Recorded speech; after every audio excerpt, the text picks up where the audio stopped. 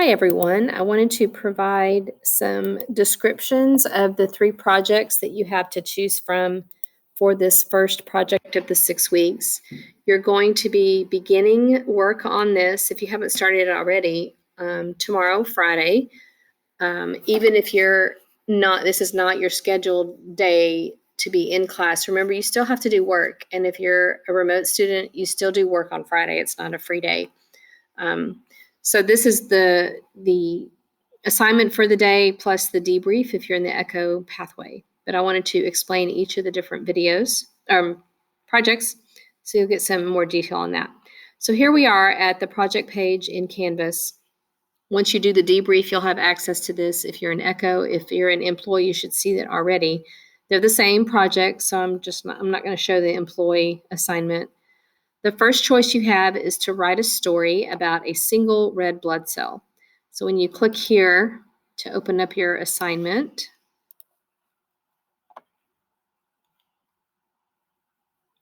here are the details for that. You're basically going to pretend to be a single red blood cell, and you decide what tissue you want to go to give it oxygen and pick up carbon dioxide, and you're going to come back to the heart. So pick a tissue that you want to focus on, and you're going to describe your journey through the body, and with the anatomically appropriate vessels for where you're trying to go. And just write it up and be creative and tell me where you're going. What do you see that's around you? How does it feel? These are some things to include there. You have to have all of the words in the word bank below. So here are the vessels that you have to include the names of these in your story.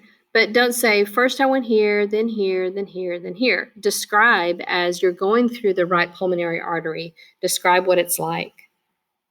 As you go through the aorta, as you're going through the right ventricle of the heart, you'll need to read about what that does to understand what it would feel like if you were inside of it.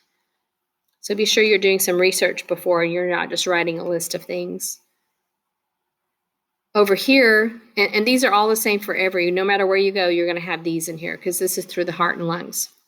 This is where it gets specific for your tissue. If you're going to decide to go to the brain, be sure you're looking up the path of blood through the brain and you're writing about those vessels. You should not be telling me about the leg and the vein, the femoral artery, if you're going through the brain. So be careful and be precise for where you're going.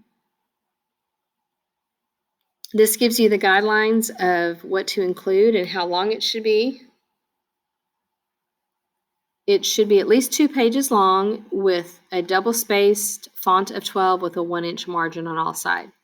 If you're not sure how to, if you start typing in your document and it's not this and you don't know how to change it, please email me and I'll tell you how to do that.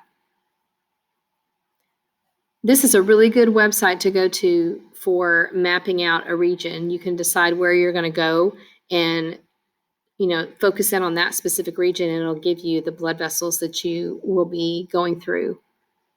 Here's also a good picture of something that you can use. If you want to turn it into a picture book, then you can get some extra points. Pay attention here. You're going to be starting your story on a new page that is part of this document, and you're going to submit this whole document in Canvas. And the reason is because I provided your rubric here, and by you giving me a copy, then I'll have one to type in and give you the points. But this is all I'm going to be checking for in your story. And so when you get to the new page, here is your new page where you will start typing. Or if you want to type it on a separate document and then just copy paste, you can do that as well. Okay, that is choice number 1, the red blood cell story. Choice 2 is, if you're more into art, this is an option that you might like. You're going to create 2 infographics. An infographic is a 1-pager, if you're familiar with the AVID term, that gives you and teaches you a bunch of information about a topic, but you have pictures, diagrams, arrows, things to make it like a graphic arts type of document. It's not just a bunch of text boxes. That would not be a good one to turn in. Here is your assignment information.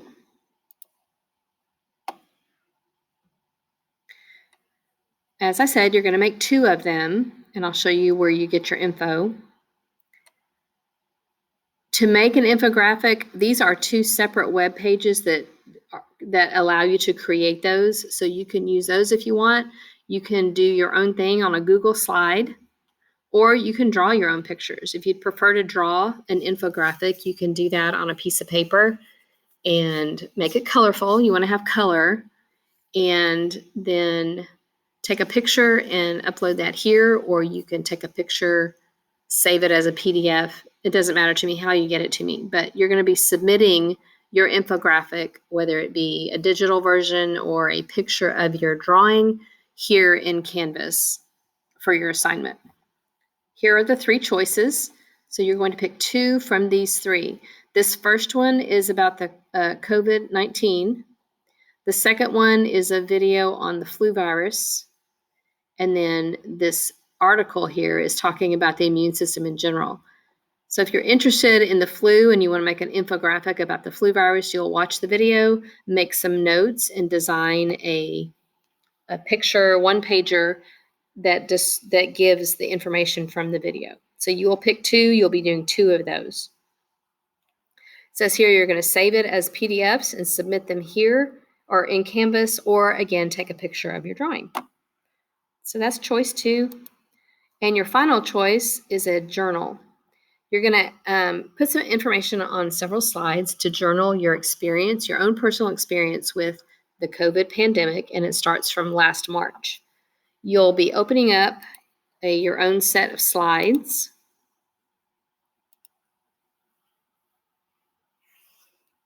And every slide tells you what you need to put on it. So just read it and add some information.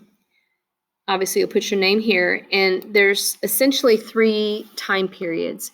Each time period has the exact same information that you're putting in. The first time period is from March to May. So basically when it started to the end of the last school year. And what you're putting on this slide, for example, how is it affecting your life during this time period? Think back when we first left school until the end of school. How is it affecting your life? Things were very different during that time period than they are now with COVID. You're going to tell me, what were you reading, watching, listening to, playing, cooking? So you'll type that in there. What is changing for you because of the outbreak? Upload pictures and or video of you and your family during this time. Obviously school appropriate. What kinds of things were your family thinking, saying, or doing? How are you occupying your time? What were you doing? And then use the slide to state concisely how you were concerned about. What were your concerns during this time period? Then what mattered to you a few days or a week before the pandemic began that became irrelevant? What were you binge watching? How did the grocery store trip change? And so you're going to answer the same questions, except for this time period, because things started getting a little different from summertime,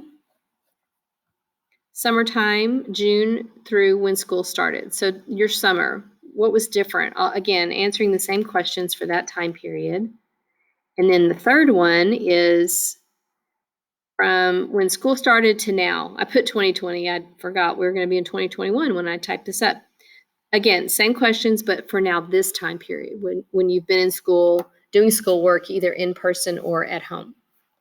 It'll tell me all the same information. And the very last slide is today.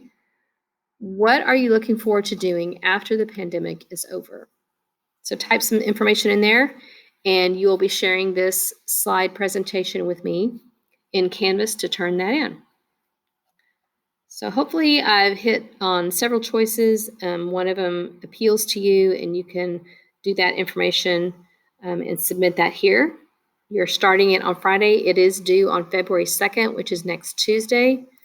If you're an in-class student, you won't have the whole class period next Monday or Tuesday to work on it. So be sure and get as much done as you can. If you're not one to do work at home outside of school, then get as much done Friday as you can so you can just put some last minute touches on it Monday or Tuesday and get that turned in. So hope this helps you give some explanation a little more on what to do for each one. If you do have any questions, feel free to email me and I will help you as best I can. Y'all have a great weekend.